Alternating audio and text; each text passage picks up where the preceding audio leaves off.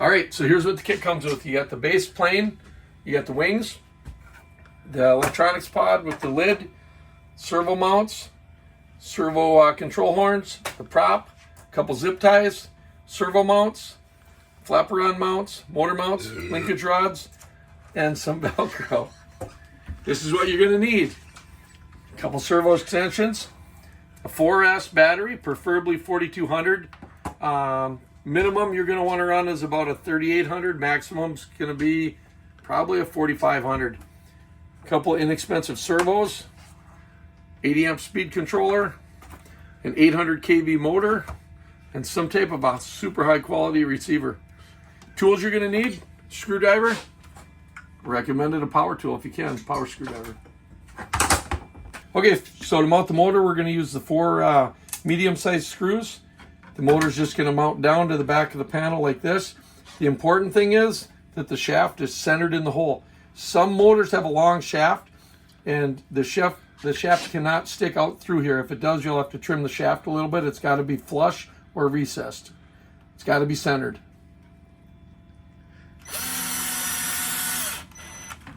We're going to mount these servos up, and we just have some basic servos, and we're going to set them in like this.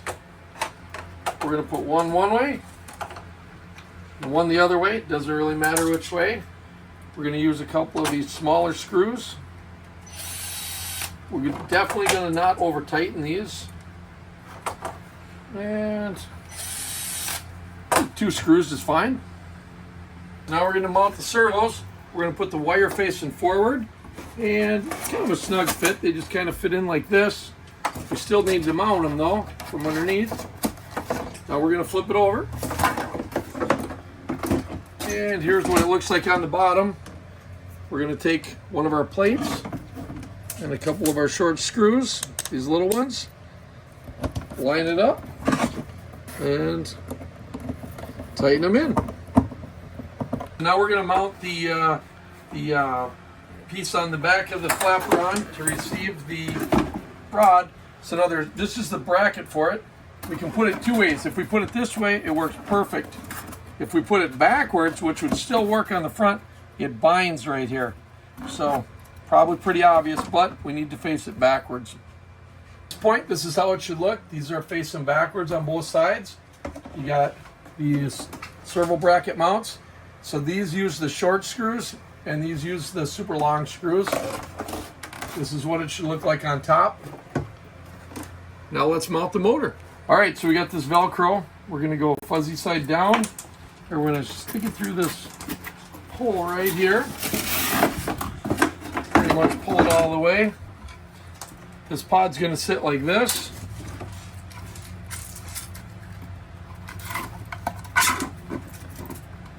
Back through there.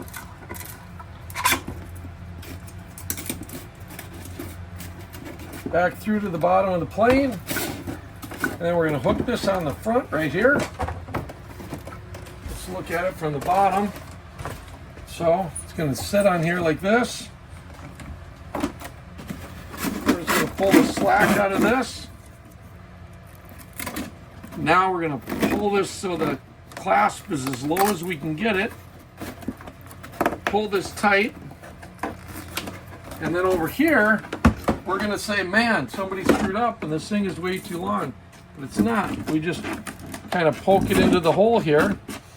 And that thing is not coming out.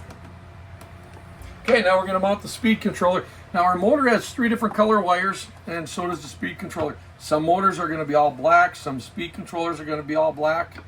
But what I've found, for the most part, being that this is a pusher, is we're going to match up one of the colors, and then we're going to mix up a couple of the colors.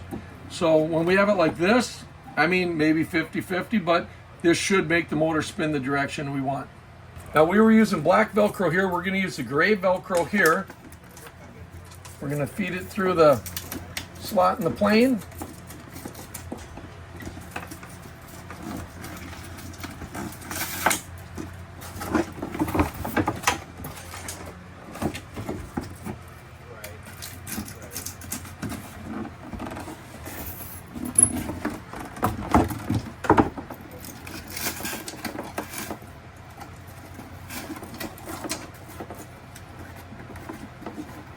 And I like to go over the wires.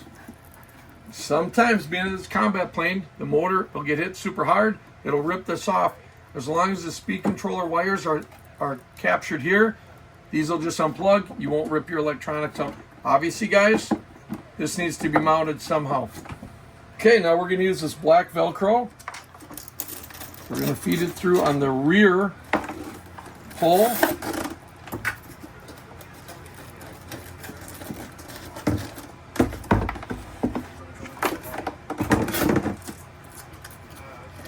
Just like that. That's going to be our battery mount. You can run 2 straps, probably a good idea. I usually run 1. Okay, and one thing important, we put a piece of Velcro on here, a little piece of pokey Velcro. This Velcro does come with the kit that IRCHA is selling. Okay, and then we need to come up with some type of servo horn. So this is a 2, a 4, a 6, whatever. We just shorten them up. We want them to look like that, so we can put them on there. We're going to use this prop. It doesn't have to be APC. This is a 12/8 EP pusher. It's important that it's an electric prop, and it's important that it's a pusher. On this motor that we have here, it's the bigger shaft, so we need to ream it. I usually ream it right in the bag here because then the shavings don't go all over the floor. And then we just pop the thing out, it's ready to go. And we do not put it on backwards. We put it on like this. So you can see the little arrow shows the direction. It turns this way. This is obviously a little pocket, and it pushes the air. I know most of you guys already know that, just gotta say it. Okay, so to tighten this nut, a lot of times people will use a high quality tool. Don't use your own because you will break the tool. This is the part we use to tighten it. Trust me, you'll break a lot of expensive tools tightening it using that hole there. That's all you got to do. So we got our servo extensions on there. We're just going to run the wires through the opening in the back of the box. And when we route the wire, we're just going to come across and follow this piece of wood right here. We're going to go in here, and this is our aircraft type we want to select. I got the servo sitting on here. When I pull back, this is actually moving the wrong direction here. But when I turn, it's moving the right direction. Now we can get in and start reversing servos, and we're going to do it a couple times, and it's not going to work, and we're going to be like, what the heck's going on? So here's the trick here, guys. You just unplug your 2 servos, switch them around,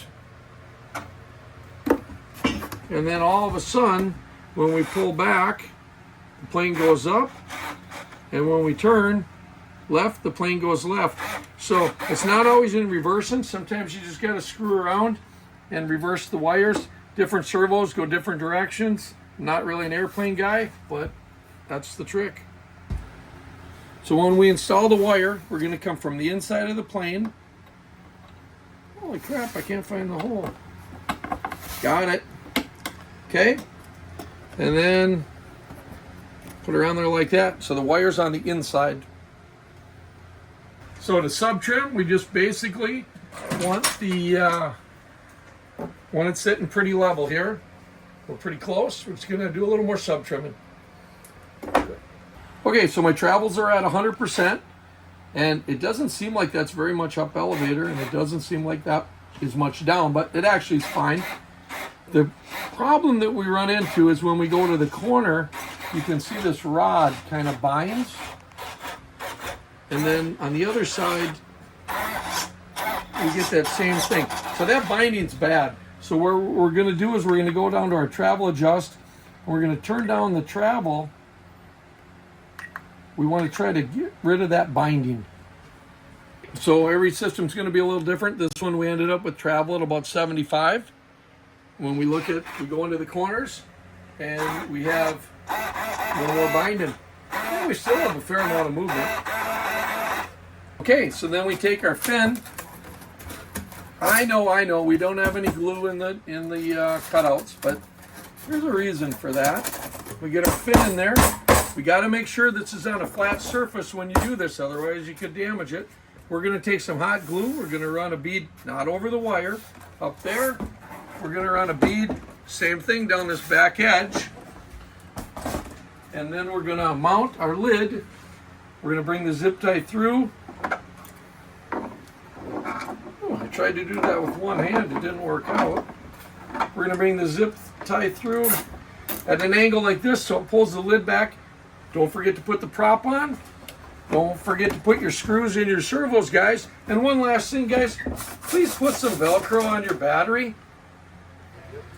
Yeah, a little bit of glue there. Come around. A little bead of glue there. Little bead of glue there. We don't need a lot of glue, guys. This plane is, it's not like your other stuff. We're not planning on this lasting. We're planning on this getting wrecked.